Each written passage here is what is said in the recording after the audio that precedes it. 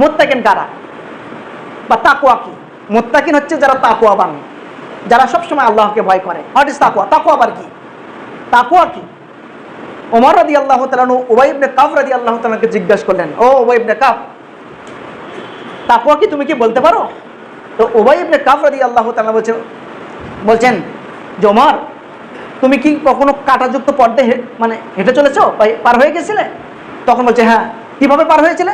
বলছেন, আমি তো আমার জামাকে গুটিয়ে নিয়েছি, খুব সাবধানতা এবং সচেতনতার সহিত আমি এই পথ পাড়ি দিয়েছি। বলছেন, এটাই হচ্ছে তাকওয়া। কোনো ব্যক্তি যদি অশ্লীল, অন্যায়, বেহাইপনা, কোনো গর্হিত পাপ এবং গুনার কাছ থেকে বেঁচে থাকে, যেমন পরিচালনা করে, এটাই মূলত তাকওয়া। আর যারাই তাকওয়া অবলম্বন করেন তারাই হলো মুত্তাকিন, এরাই হলো মুত্তাকিন।